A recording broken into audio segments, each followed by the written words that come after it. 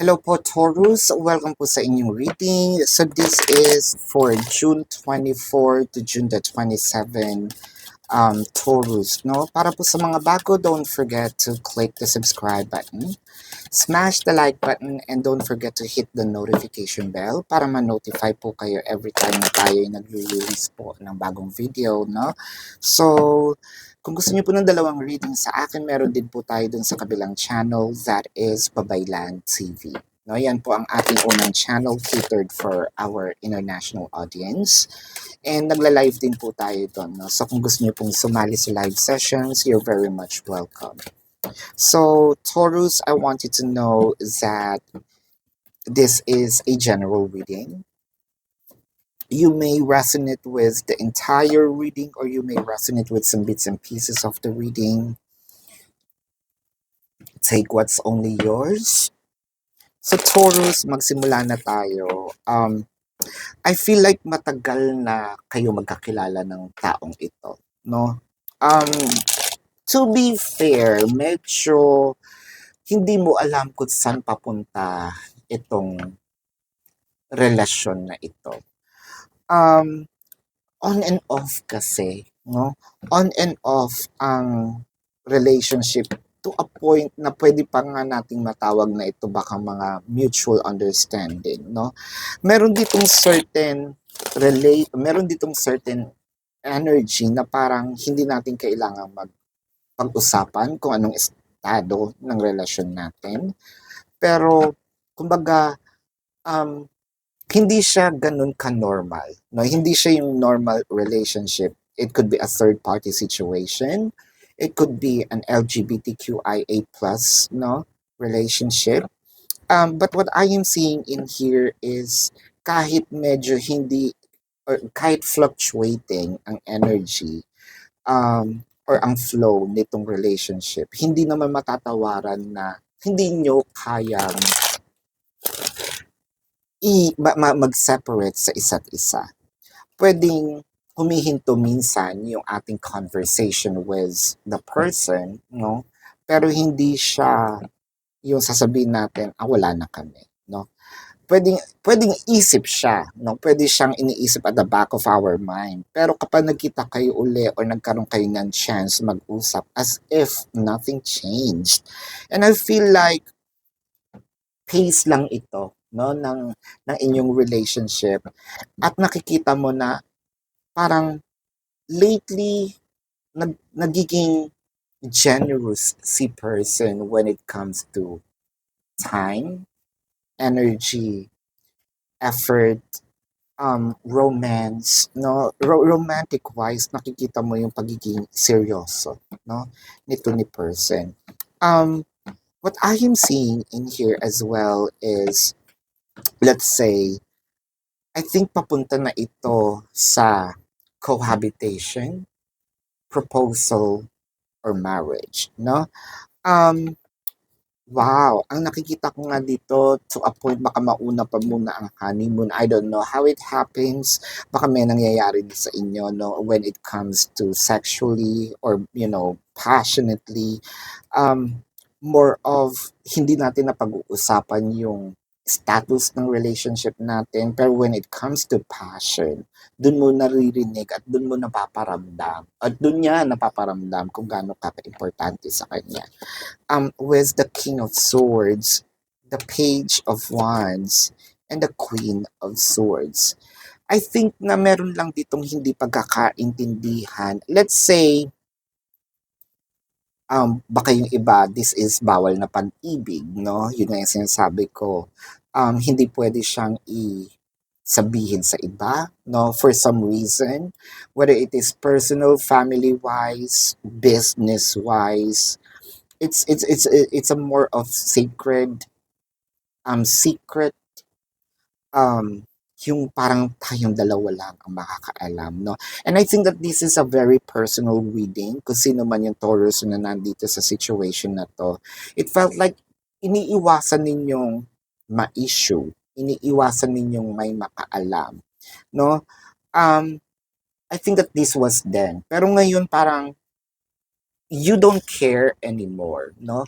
kahit sino pa yung makaalam ngayon, bahala na kayo, hindi na, no, parang hindi ko na rin mapipigilan or hindi namin mapipigilan ang aming relasyon, no? At kailangan na namin ipagsigawan, no, sa buong mundo with the Five of Swords and the Temperance. And I feel like may mga pictures na rin, either mga pictures na naka-posts, naka-tags. Now, I feel like meron kayo ditong, kumbaga, unti-unti nyo nang ipinapakilala si person, no? In public. Or I think si person unti-unti na rin kayong ipinapakilala in public. I feel like tinatanggal na dito yung sabihin natin, bakit ko ikahihiya? Eh, ang pagmamahal naman hindi naman nakakahiya, di ba? With the King of Swords, I think like this is um, us against the world or against all odds, no? Tayong dalawa, kalaban natin ang buong mundo. And I feel like kayong dalawa yung nagtutulungan, no? I feel like pupunta na kayo sa isang situation na very intense. Chances are cohabitation, proposal, or marriage. Uh, I think the stress level is so high. I think one of you is hindi siya ganun ka, sabihin natin hindi siya um, comfortable for now, pero kailangan gawin. Or first time niyang napasok yung ganitong relasyon, so medyo kinakabahan siya, pero willing naman. No, willing naman akong ipakita at ipagsigawan. With the Strength card and the Three of Wands. I feel like yung isang tao dito, I feel like your person, sa'yo siya humuhugot ng lakas. Pwedeng ikaw din. I think that this is um, a mirrored energy na tinatawag natin. Kasi what you both wanted is to live like a normal couple, no?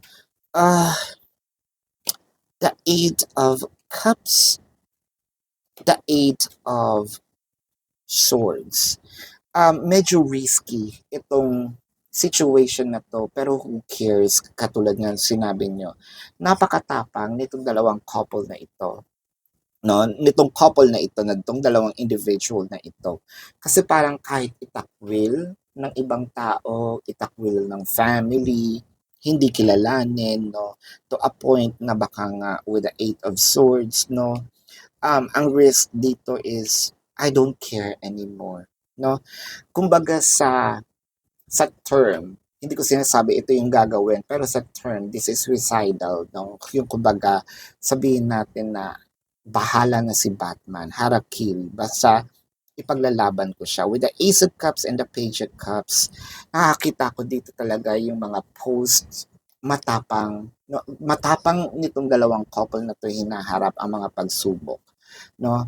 Or dalawang individual na to ang pagsubok ng buhay. And I feel like um, kayo rin ang magwawagi kasi at the end of the day wala kayong ginagawang masama, no. Ang sa inyo lang dito is siguro merong mga taong against, no, sa pag-iibigan ninyo, pero at the end of the day kayo naman talaga yung magkarelasyon. So congratulations with how brave you both are and wishing you all the best. Nakakita naman ako dito, sooner or later things will be okay.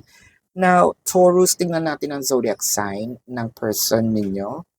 Now, this could be their sun sign or a placement in their chart. I'm seeing Pisces, I'm seeing Scorpio, Leo is dominant, Sagittarius, Cancer, no? Again, Sagittarius is very dominant. Taurus, Virgo, and Capricorn, no? Baka kapwa Taurus nga siya. So this is your reading, Taurus. Again, para po sa mga bago, don't forget to click the subscribe button, smash the like button, comment below kung kayo po ay nakaka-resonate, and hit the notification bell. Kung gusto niyo po ng dalawang reading sa akin, meron po dun sa kabilang channel, that is Babaylan TV. Yan po ang ating unang channel catered for our international audience. And kung gusto niyo pong sumali sa live sessions, dun po yun sa kabilang channel, Babaylan TV. no?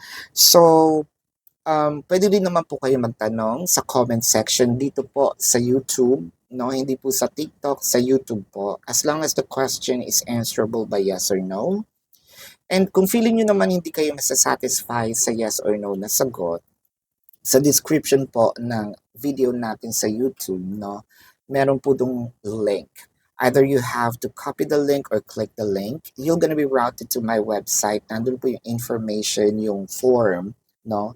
So that is offline questions. Nandun po yung price, payment method, no? And we have a promotion of 4 questions plus 1, so take advantage of it. And kung gusto niyo po ng private reading, nandun po yan sa description box. So love and light to you. Namaste. See you po sa susunod na reading. Taurus. Goodbye.